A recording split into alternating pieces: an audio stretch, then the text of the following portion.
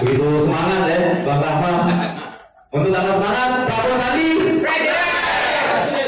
Sekarang tiba saatnya bicara kunci Bang Uwedela. Nah ini pengamat politik nih. Nah biasanya pengamat politik nih, Bang. Tapi saya nggak nanya sama Bang, preferensi politiknya kemana? Tapi tolong Bang, ya kan? Kira-kira menurut Abang nih representasi mana nih kaum milenial ini? Apakah di 01 atau 02 nih Bang? Ya kan? Dan bagaimana tren politiknya Bang? Nah ini yang perlu juga nanti bisa jadi mapping kita juga Bang. Silakan Bang. Baik, terima kasih atas undangannya. Sebagai akademisi saya menggunakan banyak perspektif. Di antaranya adalah untuk membaca tren ya, atau arah perubahan politik itu. Ya, menurut ya, menurut ya. Pertama adalah based on data. Jadi bagaimana kita membaca data? Data di DPP ternyata kelompok milenial itu ada 55%. Jadi pemilih milenial di daftar pemilih tetap jumlahnya 55%. Kemudian pertanyaan berikutnya, dari 55% itu sebetulnya kan pilihannya kemana? Ternyata kalau kita lihat data dari pemilu-pemilu itu mereka sebagian besar adalah swing voter, lalu juga termasuk undecided voter, dan itu jumlahnya cukup besar, jadi sekitar 30%. Pergeseran itu kita bisa melihat misalnya pada setiap pemilu. Di Jakarta ini tidak ada pemenang yang konsisten. Misalnya pada tahun 99 kita lihat pileg PDIP yang memenangkan pertarungan. Kemudian tahun 2004 kita menemukan fakta misalnya pemenangnya bukan PDIP. Ada PKS pada waktu itu. Kemudian tahun berikutnya, pemilu berikutnya adalah Partai Demokrat dan seterusnya. Lalu kemudian terakhir PDIP kembali. Nah, dari data itu sesungguhnya menunjukkan bahwa mereka kelompok yang berpindah-pindah itu jumlahnya cukup besar, jadi 30%. Nah, pertanyaannya milenial itu berapa persen yang ada dalam DPT dengan jumlah 50% itu? Saya meyakini dengan beberapa data yang kemudian kita riset itu bahwa mereka yang menguasai, jadi Prabowo Sandi atau Jokowi Ma'ruf, ketika mereka menguasai lebih dari 10% saja dari swing voter itu dia akan menjadi pemenang dalam kontestasi. Karena cenderung pemilih Prabowo itu agak konsisten. Tapi apakah Prabowo mampu menarikkan 30% itu di dalam kontestasi, itu jadi faktor penentu. Nah, pertanyaannya kemudian adalah siapa yang bisa menarik 10% dari 30% itu? Mesin politik, teman-teman. Jadi kekuatan mesin politik sangat menentukan bagaimana menarik 10% dari 30% mesin voter itu. Makanya tadi saya melihat membaca kemenangan itu diantaranya adalah munculnya semangat. Di ruangan ini saya lihat ada semangat besar untuk memenangkan pertarungan. Dan atmosfer itu saya kira bisa menjadi modal penting untuk kemudian menarik 10% itu. Itu maksud saya. Kemudian hal lain saya kira yang perlu dicermati adalah apa sih yang menyebabkan terjadinya perubahan pilihan anak-anak muda ini? Pertama adalah, ini juga hasil diskusi kami, jadi cara menganalisiskan bisa dengan riset, dengan diskusi, dengan analisis. Apa yang membuat mereka berubah pilihan? Itu adalah faktor performa politik petahana. Jadi performa politik petahana itu tidak membuat anak-anak muda itu merasakan kesejahteraan. Apa faktanya? Hasil risetnya menunjukkan itu. Misalnya, saya sebutkan riset CSIS, lembaga yang cukup kredibel. Tertinggi dari harapan milenial itu adalah 25%. Mereka menginginkan lapangan pekerjaan. Ini sebetulnya kode atau tanda-tanda betapa generasi milenial itu membutuhkan lapangan pekerjaan. Dan itu surveinya baru. Dan itu artinya banyak milenial yang mengharapkan pekerjaan dan mereka tidak mendapatkan pekerjaan. Dan itu di saat apa? Saat rezim saat ini. Jadi kalau kita melihat data riset itu menunjukkan bahwa ternyata harapan milenial yang paling tinggi adalah lapangan pekerjaan. Dan itu menunjukkan mereka menilai, mengkritik petahana bahwa harapan mereka belum terpenuhi di sektor lapangan pekerjaan. Kemudian dari situ kita bisa membaca bahwa performa politik yang dinilai negatif oleh anak muda itu yang membuat mereka bergeser pilihan. Ternyata tidak hanya persoalan sektor ekonomi yang membuat mereka bergeser pilihan, tapi juga performa dari integritas petahana, kepemimpinan. Misalnya, ini ada data menarik. Dalam 1 tahun 2018 ini ada sekitar 550 kasus korupsi. Dan lebih dari 61% adalah korupsi politik. Dan lebih dari 50% adalah pelakunya adalah bagian dari petahana. Sehingga kemudian wajar kalau anak muda sangat kesal dengan performa politik dan praktek-praktek koruptif ini. Dan kebetulan mayoritas dari praktek korupsi itu adalah bagian penting dari petahana. Jadi dua argumen itu, pertama adalah performa politik terkait dengan sektor ekonomi, di antara keinginan lapangan pekerjaan, kebutuhan lapangan pekerjaan dari generasi milenial. Yang kedua adalah performa politik dalam soal minimnya integritas karena praktek korupsi dari mayoritas petahana di belakang partai-partai pendukung petahana. Itu yang kemudian membuat mereka bergeser pilihan. Yang berikutnya, tentu kita untuk membaca tren kan juga melihat hasil riset yang lain.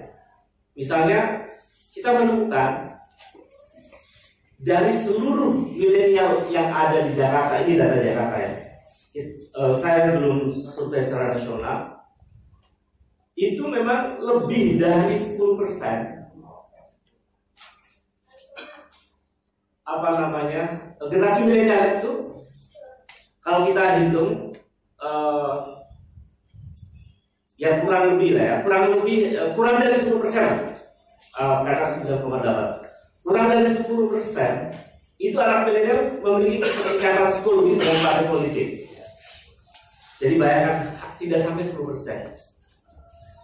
Itu menunjukkan bahwa keterikatan anak-anak milenial pada partai itu rendah. Fakta ini sebetulnya menarik. Kenapa? Karena ketika kemudian anak-anak milenial itu seolah-olah anti partai, tapi begitu ditanya apakah Anda akan memilih dalam pemilu, itu jumlahnya 82% akan memilih. Artinya di situ ada kekecewaan, tapi bercampur dengan harapan. Nah, pertanyaannya kemudian adalah siapa yang mampu memberikan harapan-harapan? Prabowo,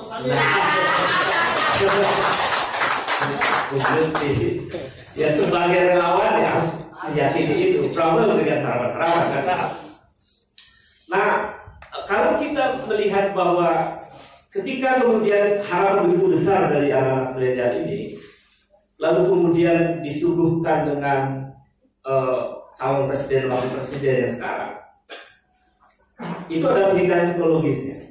Jadi ini ada simulasi, disodorkan kertas suara antara pasangan Jokowi dengan Ma'ruf dengan pasangan Prabowo dengan Sandi. Itu spontan. Milenial itu langsung mencoblos wajahnya Sandi. Jadi secara performa ini saja psikologis ya itu memberi harapan. Jadi ada perilaku politik anak-anak milenial itu melihat calon pasangan Prabowo Sandi jauh lebih memberikan harapan. Nah ini saya kira catatan-catatan penting. Jadi mengapa kemudian pergeseran arah politik anak muda itu terjadi? Kemudian survei terakhir, ini survei terakhir, tapi lagi-lagi surveinya di Jakarta. Karena Jakarta ini kan barometer. Jakarta itu barometernya bukan karena jumlah pemilihnya, kan DPT sekitar 7 jutaan, tapi representasi dari pemilih rasional. Jakarta adalah representasi dari pemilih rasional di Republik ini. Makanya ketika ada banyak orang khawatir peristiwa 212, saya dipanggil, maaf saya ceritakan tapi yang punya obrolan, dipanggil oleh kedutaan Singapura, Australia berkali-kali. Mereka mengkhawatirkan tentang peristiwa 212. Itu pas sebelum kali atas politiknya sampai kemudian dubesnya bertemu khusus. Mereka mengkhawatirkan sekali. Ini sepertinya Indonesia akan bahaya. Saya bilang nanti akan kita buktikan apakah masyarakat Jakarta itu rasional atau tidak. Tetapi kalau saya lihat, saya bilang datanya tingkat pendidikan Jakarta itu paling tinggi dari negeri ini. Maka ketika rasionalitas yang dominan, saya meyakini saja tidak mungkin terjadi kerusuhan Jakarta hanya karena peristiwa 212. Dan akhirnya terbukti, pilkada itu terbukti. Kemudian terakhir yang dikhawatirkan juga bahkan oleh Panglima dan lain-lain, oleh Menko kan juga terbukti. Itu menunjukkan bahwa masyarakat Jakarta adalah masyarakat yang rasional dan dewasa di dalam politik. Jadi kekhawatiran berlebihan tentang politik identitas, radikalisme, intoleransi menurut saya itu adalah imajinasi saja, utopia.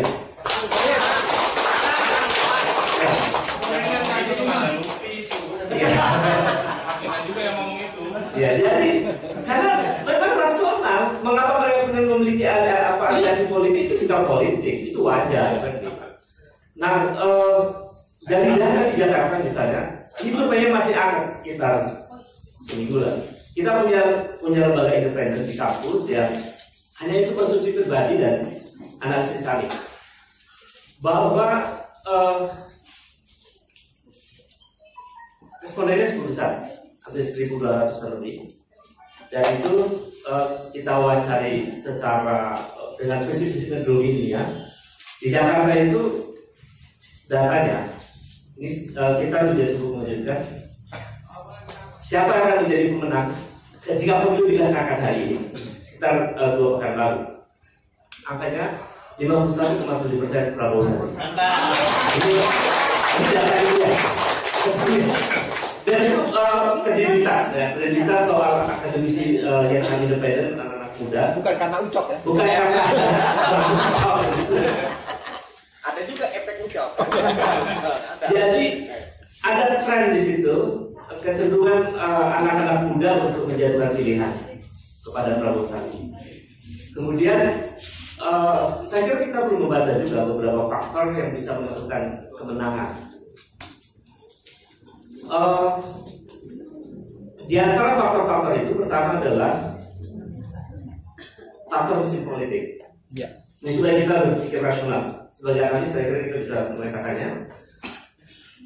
Faktor mesin politik itu adalah juga faktor penentu kemenangan, atau salah satu dari sekitar 4 sampai 5 faktor. Mesin politiknya kalau kita kalkulasi itu memang partai pendukung ya, dari segi partai pendukung jauh lebih makro ya, memiliki modal besar dari sisi modal mesin politik. Yang berada di kubunya Prabowo Sandi kan hanya 4 partai. Tapi kok Pak. Nah, tapi tidak selalu ternyata di dalam politik pendukung partai yang sedikit itu lalu kalah. Faktanya di Jakarta dan beberapa provinsi yang lain. Tapi maksud saya ada argumen rasional yang menunjukkan bahwa secara mesin politik ya Jokowi Maruf lebih besar. Itu kan fakta, dan itu nggak bisa ditolak. Kemudian,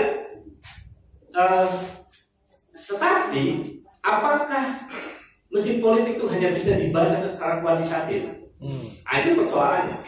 Kalau secara kuantitatif betul bahwa pendukungnya Jokowi Maruf lebih besar dari hampir 60%. Tetapi apakah secara kualitatif mereka mestinya bekerja?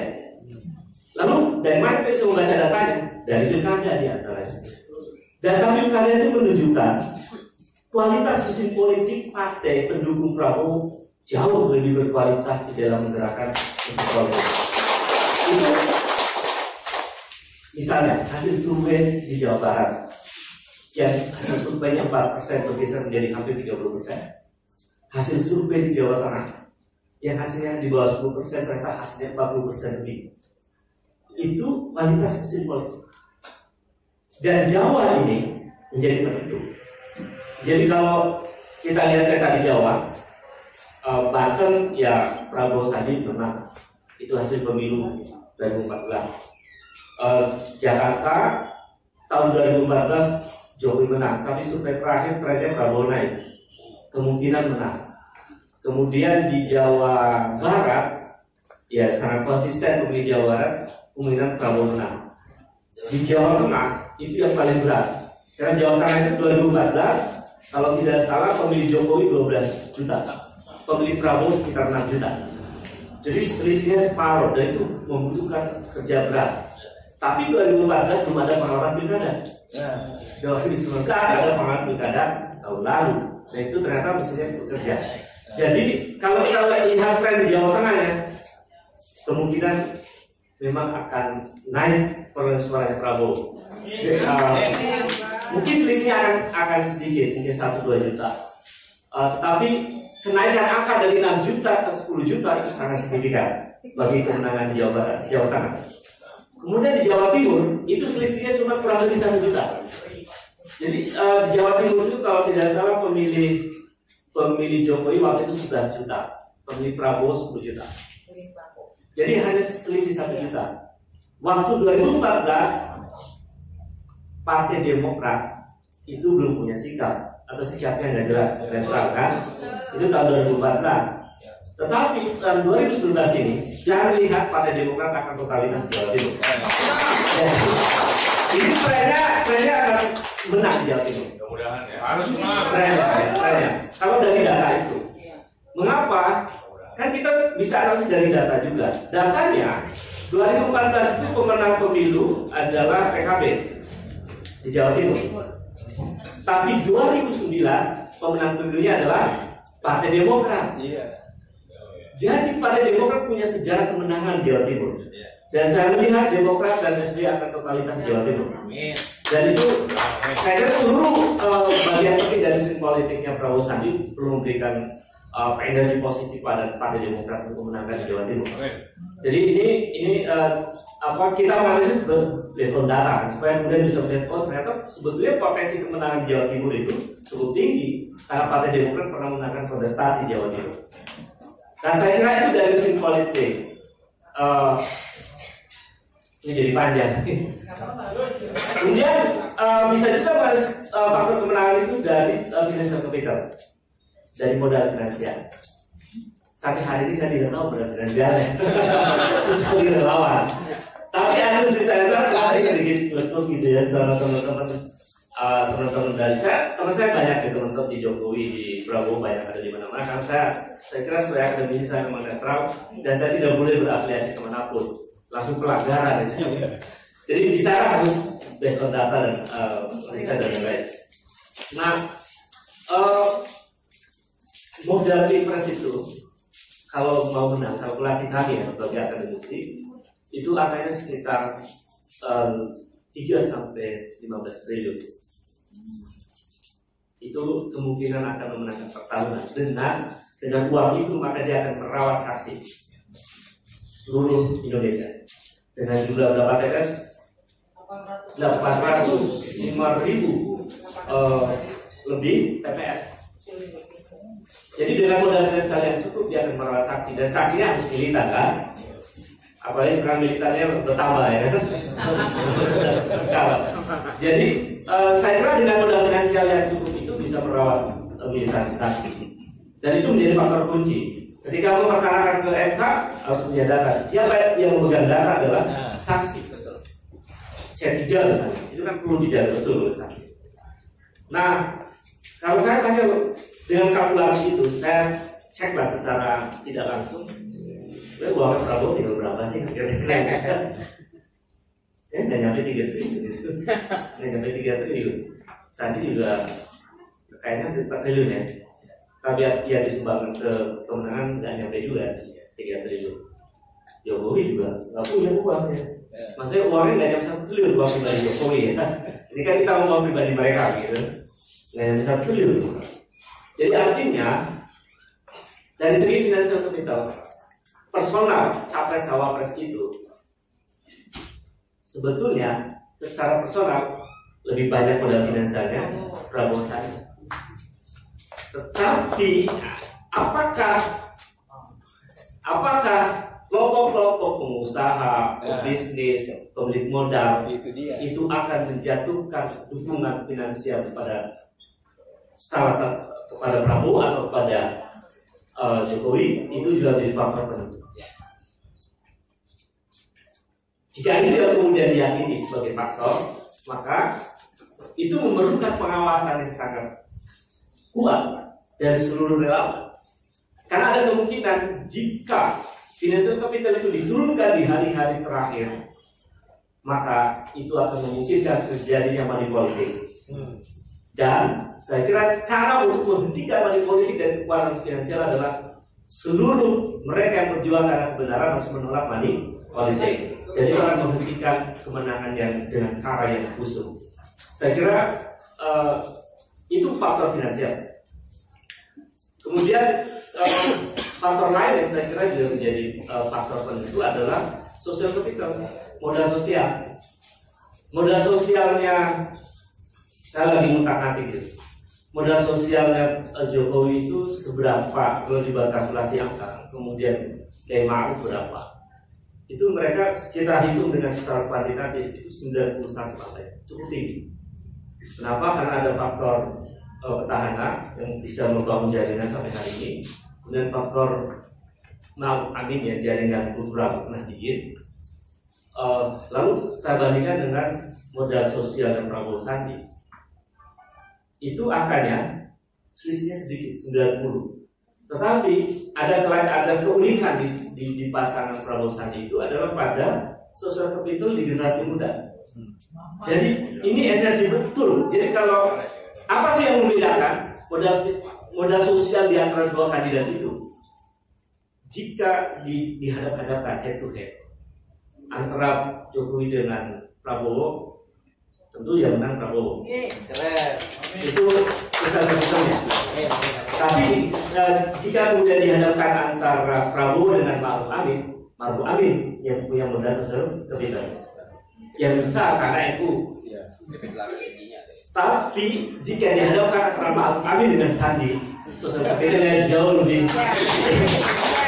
awal dari besar di Sandi karena milenialnya itu, dan milenial adalah lebih 50% dari GDP. Saya kira sampai di sini dulu analisis saya, selebihnya kita berdiskusi. Terima kasih. Assalamualaikum warahmatullahi wabarakatuh. Terima kasih Bang Bubenela, menarik sekali paparannya. Nah, kita lanjut dengan sesi tanya jawab. Nah, ini kan pesertanya banyak nih. Kalau bisa nanyanya 5 menit ya, atau boleh berikan tanggapan. Tapi sebelum membuka bicara soal kadar kebangsaan kita, pasal Pilpres, saya termasuk analis yang sangat concern dengan soal itu. Soal bagaimana nasib kebangsaan kita yang sudah mulai terkoyak pada kontestasi Pilpres. Sebetulnya idealnya begini, itu yang membuat saya kemudian membuat buku yang terbit 2 tahun lalu. Jadi 2 tahun setelah Pilpres. Itu saya merenung agak panjang. Sebetulnya apa sih yang menjadi soal penting di Republik ini, sehingga kemudian kontestasi kita begitu sangat memunculkan emosi yang luar biasa. Itu karena memang pilihan pada sisi politiknya, Bung Silwari. Jadi sistem politik kita ini dengan menggunakan sistem politik saya sebut si ultraliberal ya, di mana kontestasi itu sangat liberalistik. Itu yang kemudian membuat situasi seperti ini. Jadi saya mengatakan begini, fakta bahwa ada tensi sosial yang naik Itu konsekuensi logis dari pilihan politik republik ini, atau elit politik lah ya, bukan termasuk saya sih sebetulnya, memilih jalan politik yang terlalu liberal dalam kontestasi.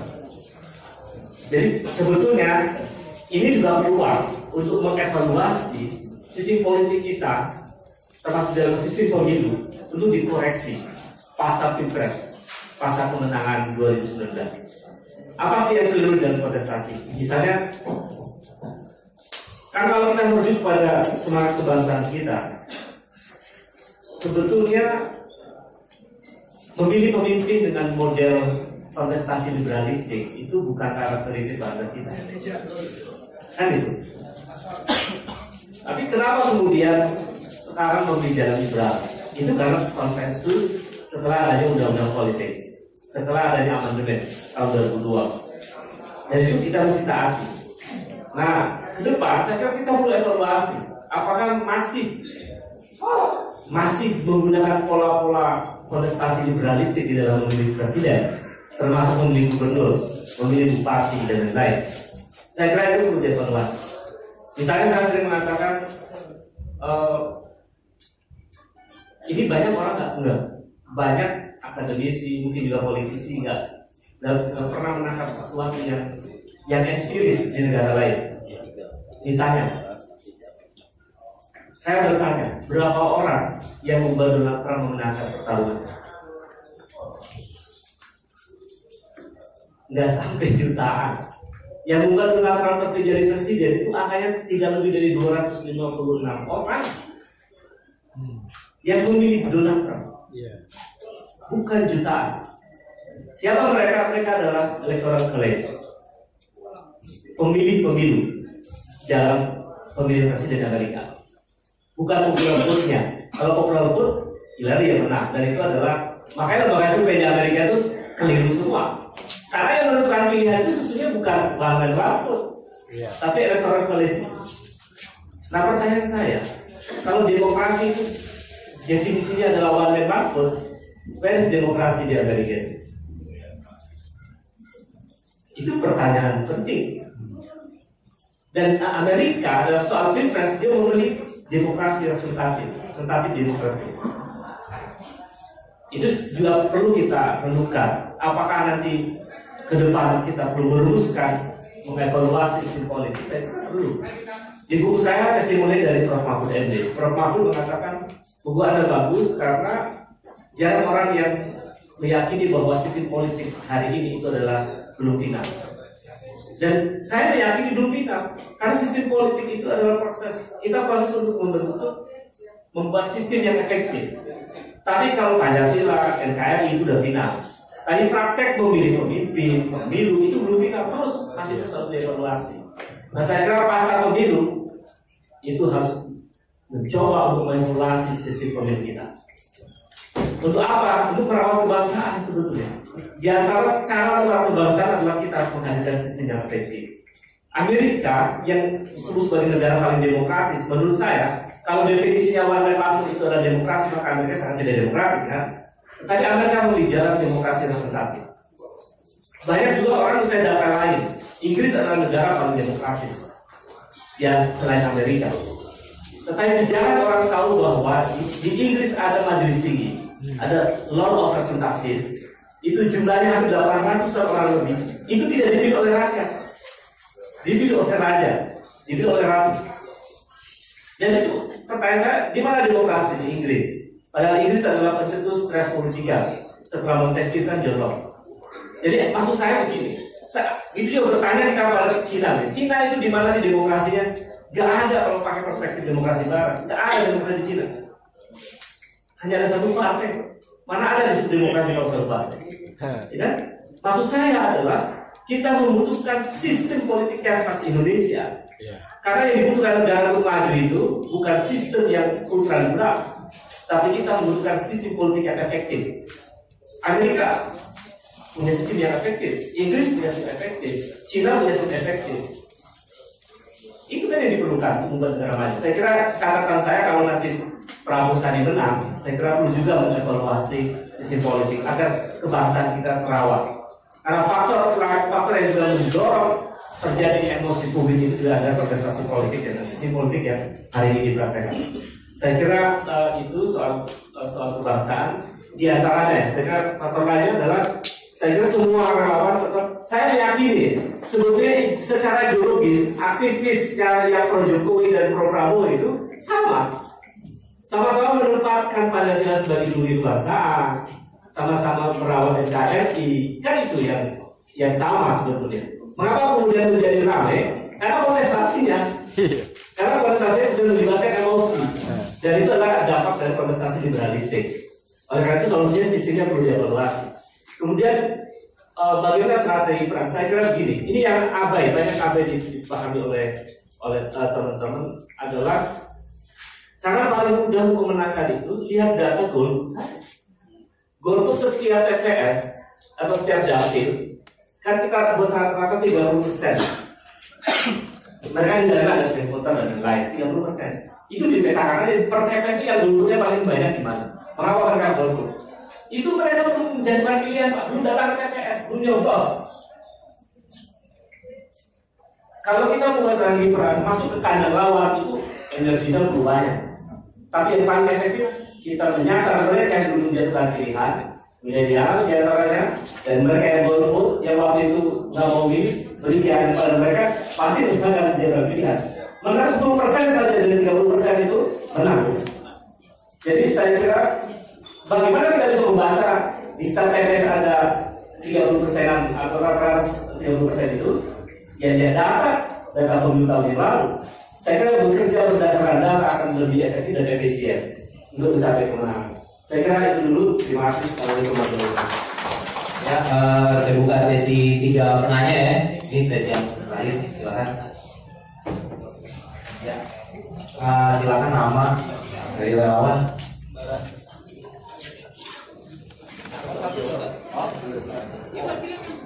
Ya, kalau statement terakhir dari Bang Ubedillah ya. Ya, tadi saya mengenai soal ini dulu ya, Jawa Timur. Jadi Jawa Timur itu menurut saya memang ekonominya kuat. Menarik karena memang Nahdien basisnya Jawa Timur. Makanya kami menang. Tapi menjadi unik karena ternyata Demokrat pernah menang.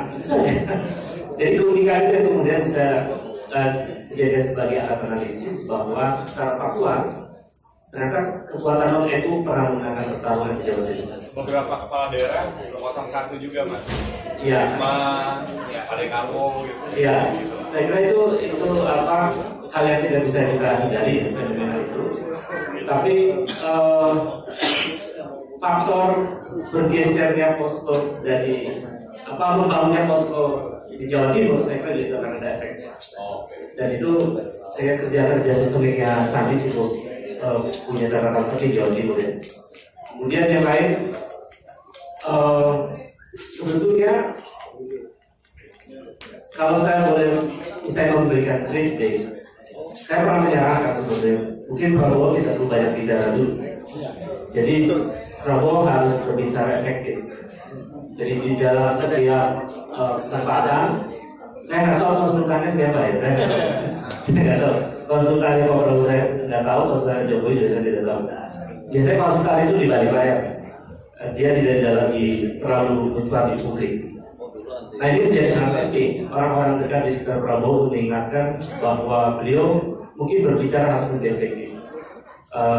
Mengurangi berbicara jauh lebih baik, tapi menjalankan aktivitas seperti menjalankan rakyat jauh lebih baik. Saya kira itu. Kemudian yang lain, saya kira dari menangkap pertanyaan dari relawan sana, Barat ya. Betul juga. Saya kira bolehlah kita mengutip pandangan yang di sini ya. Beliau mengatakan jadikan rumah-rumah itu adalah posko kemenangan. Jadi itu sebetulnya strategi perang yang paling efektif dalam kontestasi politik.